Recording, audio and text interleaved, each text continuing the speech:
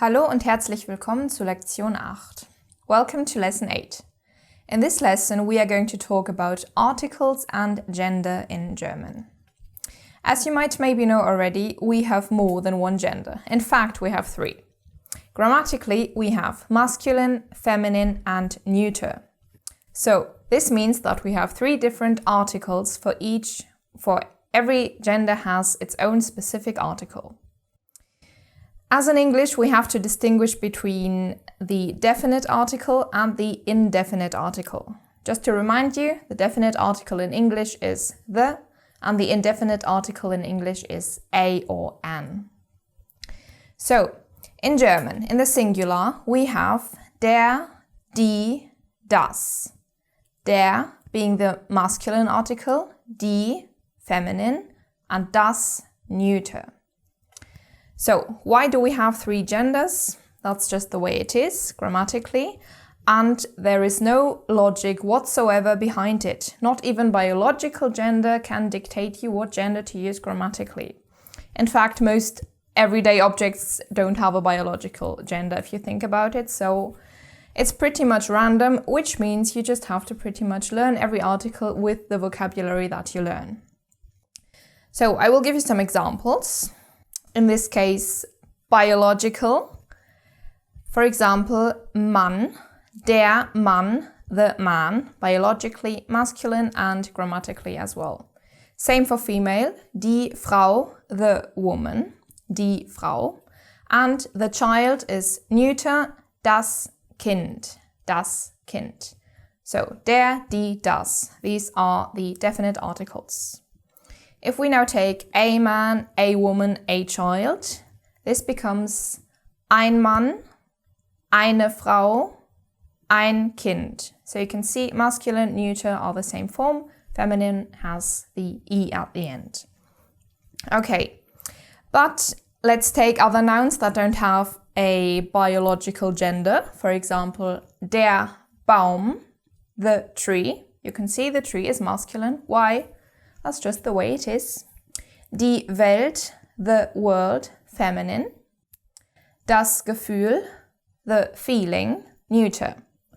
Der Student, the student, not referring to male or female, doesn't matter, masculine.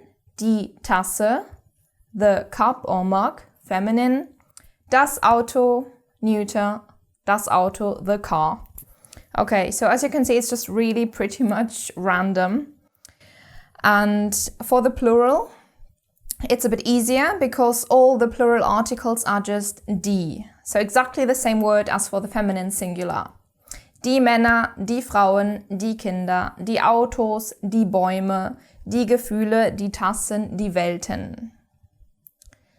If you look at those nouns, how they end in the plural, they are all a bit different. And again, we don't really have rules how the plurals are formed.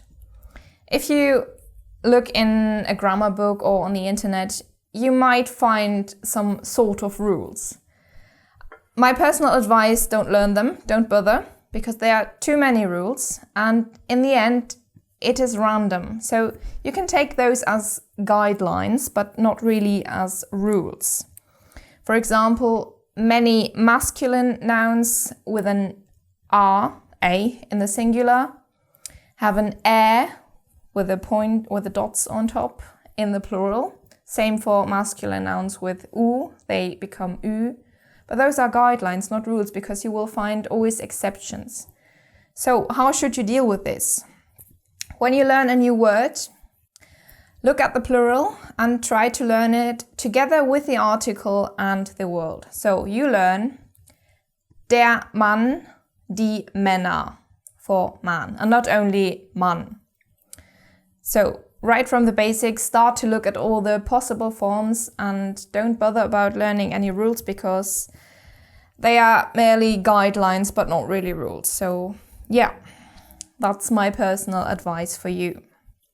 So, we have no guarantee, but we have those three different genders and it can be quite important because sometimes we have words that mean a different thing depending on the gender and on the article. So you really want to learn the article together with the noun.